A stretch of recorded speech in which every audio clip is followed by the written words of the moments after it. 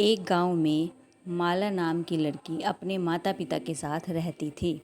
एक दिन वह घूमने अपने घर से बाहर निकली। जैसे ही वह घूमने अपने घर से बाहर निकली, उसने एक पक्षी को जख्मी अवस्था में गिरा हुआ पाया। वह पक्षी बार बार उठने का प्रयास करता और बार बार नीचे गिर जाता। माला पक्षी को देखकर बहुत दुखी हुई और अपने मन में सोचने लगी कि यह पक्षी यहाँ कैसे आया है और इस पक्षी को इतनी चोट कैसे लगी है। माला अपने इधर उधर देखती है कि कहीं कोई शिकारी तो यहाँ पर नहीं है जिसने इस पक्षी को जख्मी किया है। माला बहुत ध्यान से इधर उधर देखती है, परंतु माला को कोई भी शिकारी या कोई भी व्यक्ति अपने आसपास दिखाई नहीं देता। फिर माला सोचती है कि क्या मुझे इस पक्षी को अपने घर ले जाना चाहिए, जिससे मैं इसका इलाज कर सकूं और यह पक्षी फिर से उड़ सके।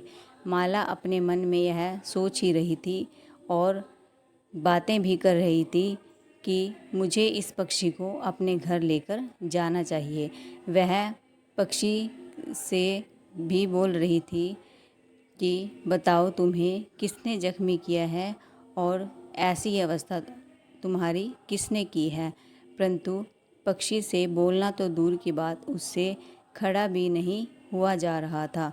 माला पक्षी को बार बार देखती और उसका मन बहुत दुखी होता कि बेचारा पक्षी, कैसी हालत इसकी हो गई है। अब माला सोचती है कि मैं इसको अपने घर लेकर जाऊंगी और इसका इलाज करूंगी। तब माला पक्षी को अपने साथ लेकर अपने घर आ जाती है। माला पक्षी का इलाज करती है और धीरे धीरे पक्षी की हालत ठीक हो जाती है। अब माला पक्षी के साथ मित्रता कर लेती है और पक्षी भी माला का मित्र बन जाता है। फिर माला पक्षी से पूछती है कि तुम्हें जख्मी किसने किया।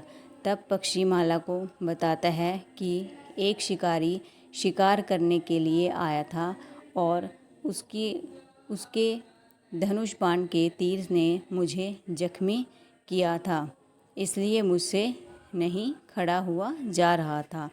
फिर माला को इस बात पर बहुत गुस्सा आता है कि दुनिया में कैसे लोग होते हैं जो जीव जंतुओं पर भी अत्याचार करते हैं।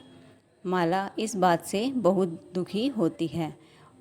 पक्षी माला का बार बार धन्यवाद करता है कि आपका बहुत बहुत धन्यवाद, आपने मेरी जान बचाई है। परंतु माला पक्षी से कहती है कि हमें ऐसे लोगों से सावधान रहना चाहिए। और माला कहती है कि हमें जीव जंतुओं की निस्वार्थ भाव से सेवा करनी चाहिए और किसी भी जीव को किसी भी प्रकार की क्षति नहीं पहुंचानी चाहिए, क्योंकि सब जीव परमात्मा के बनाए हुए हैं और सब जीवों में जान होती है।